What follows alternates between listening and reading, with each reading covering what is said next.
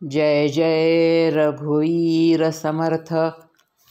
मनाच्या श्लोकांची उजळणी यामध्ये आज आपण श्लोक 80वा पाहणार आहोत. धरा श्रीवरा त्या हरा अंतराते, तरा दुस्तरा त्या परासागराते, सरा विसरा त्या भरा दुर्भराते, करा करा त्या खरा मच्छराते. जय जय रघुवीर समर्थ.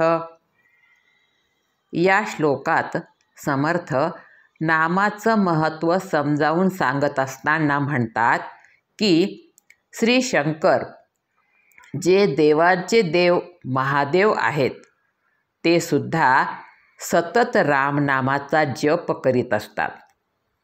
स्वतः शंकर इतके सक्षम असतानासुद्धा मनःशांतीकरता रामनामाचा जप करीत असतात. त्यापुढे तर आपण मनुष्य काहीच नाही, अगदी क्षुद्र आहोत, सामान्य आहोत. मग आपल्याला तर त्या रामनामाची किती आवश्यकता असली पाहिजे. आणि म्हणूनच समर्थ म्हणतात, धरा श्रीवरा त्या हरा अंतराते. समर्थ म्हणतात, तुम्ही त्या रामाला आपल्या हृदयामध्ये धारण करा. श्री म्हणजे लक्ष्मी आणि वरा म्हणजे पती, अर्थात श्रीवरा म्हणजे लक्ष्मीचा पती, अर्थात नारायण म्हणजेच राम होय. ज्या रामाला शंकराने आपल्या हृदयात धारण केले आहे त्या भगवंताला आपण मनाने धारण करावे, त्याला आपल्या हृदयात घट्ट धरून ठेवावे. त्यामुळे काय होईल तर समर्थ पुढे म्हणतात, तरा दुस्तरा त्या परासागराते. असे त्या रामाचे नाम घेतल्याने आपण दुस्तर असा जो भवसागर आहे तो सहज तरुण पार करू शकू. दुस्तर म्हणजे अतिशय कठीण आणि भवसागर म्हणजे संसाररूपी सागर.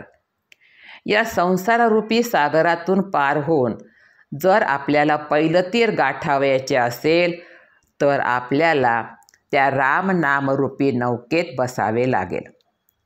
जसे सागर पार करायला आपण नौकेत बसतो आणि त्या नावेच्या सहाय्याने आपण सागर पार करतो, तसे या संसाररूपी सागरातून जर आपल्याला पार व्हायचे असेल, यातून तरुण जायचे असेल, भगवंतापर्यंत पोहोचायचे असेल तर आपल्याला सुद्धा रामनामरूपी नौकेमध्येच बसावे लागेल.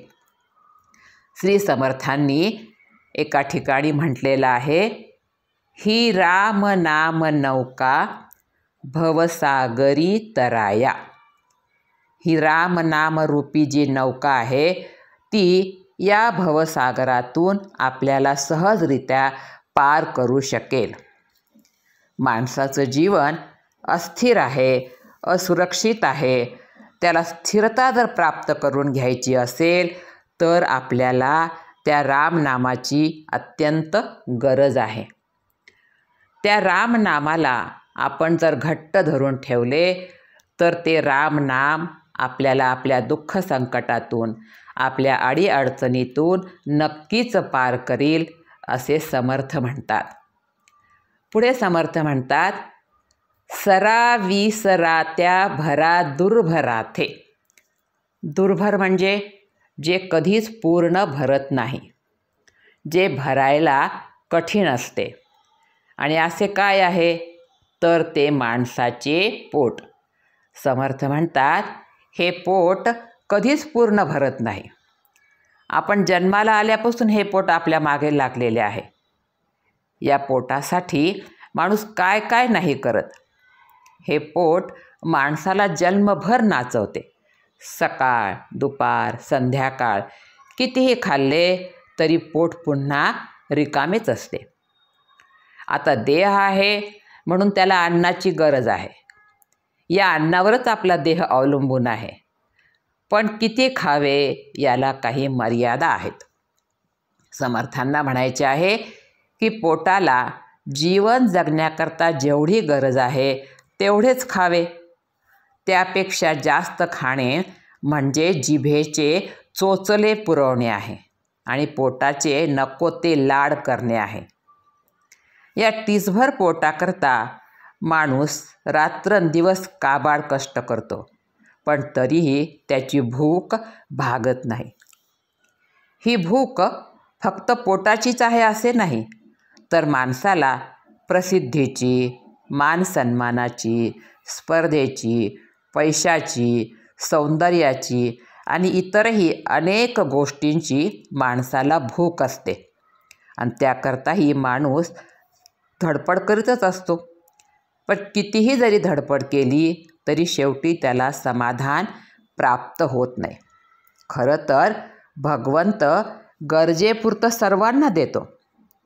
गीतेमध्ये श्रीकृष्णाने अर्जुनाला म्हटलेले आहे, अनन्याश्चिंतयन्तो मां ये जना पर्युपासते तेषां नित्याभियुक्तानां योगक्षेम वहाम्यहम्. श्रीकृष्ण अर्जुनाला म्हणतात की जो माझं सतत चिंतन करतो त्याच्याकरता मी सर्व प्रकारची त्याची काळजी घेतो. भविष्यामध्ये त्याला जे पाहिजे असेल ते मी पुरवतो, मी त्याचं रक्षण करतो. पण माणसाला गरजेपुरतं पुरत नाही, त्याला गरजेपेक्षा जास्त लागतं. खरं म्हणजे गरजेपुरतं मिळाल्यानंतर त्याचा विचार बाजूला सारून भगवंताची धारणा मनात धरावी. तुकाराम महाराजांनी एका अभंगामध्ये म्हटलेलं आहे, पोटापुरते देई मागणे लई नाही, लई नाही. पोळी साजूक अथवा शिळी देवा देई भुकेच्या वेळी. अर्थात हे भगवंता, तू जास्त देऊ नको, फक्त पोटाला पाहिजे तेवढेच दे. कुणालाही उपाशी ठेवू नको. प्रत्येकाला त्याच्या भुकेच्या वेळी तू खायला दे. किती योग्य मागणं तुकाराम महाराजांनी मागितलेलं आहे. पण माणसाला ते पटत नाही आणि तो सतत त्या पोटाच्या मागे लागतच राहतो आणि कितीही त्या पोटाच्या मागे लागला तरी त्याला शेवटी समाधान मिळत नाही आणि मग समाधान न झाल्यामुळे तो इतरांचा हेवा करतो, मत्सर करतो. आणि म्हणून समर्थ पुढे म्हणतात, करा नी करा त्या खरा मच्छराते. रामनामाच्या आड जसे पोट येते ना, तसेच रामनामाच्या आड मत्सर हा दुर्गुणसुद्धा येतो. समर्थांनी या दुर्गुणाला खरा म्हटलेला आहे. खरा म्हणजे गाढव, जो मूर्ख आहे, निर्बुद्ध आहे असा.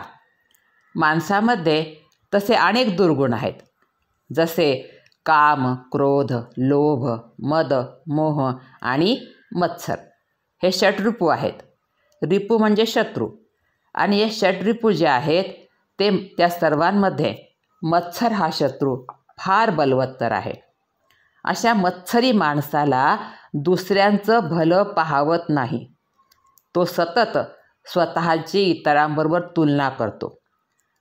त्यांच्याजवळ हे आहे, माझ्याजवळ नाही, आणि मग नाही या भावनेतून तो इतरांचा द्वेष करतो. भावाभावामध्ये द्वेष, शेजाऱ्यांमध्ये द्वेष, नातेवाईकांमध्ये द्वेष, राजकारणात द्वेष, समाजात द्वेष, अर्थात मत्सर. तर हा मत्सर सर्व क्षेत्रामध्ये आहे आणि सर्व क्षेत्रामध्ये हा मत्सर भरलेला असल्यामुळे माणसाला समाधान हे कधीच मिळत नाही. त्याला कितीही मिळालं तरी तो शांत होत नाही. तो सतत माझ्यापेक्षा जास्त इतरांजवळ काय आहे, मला मिळालं पण माझ्यापेक्षा जास्त अजून कुणाला किती मिळालं, हे पाहण्यातच तो आपलं जीवन व्यर्थ वाया घालवतो आणि खरं समाधान त्याला जीवनामध्ये कधीच मिळत नाही. म्हणून समर्थांनी अशा मत्सरी माणसाला गाढव म्हटलेलं आहे. या मत्सरामुळेच आयुष्यामध्ये सुख समाधान कधीच मिळू शकत नाही. समर्थ म्हणतात, तुम्ही या मत्सराचा निकरा करा. निकरा करा म्हणजे त्याच्याशी संघर्ष करा, त्याला आपल्यापासून दूर करा.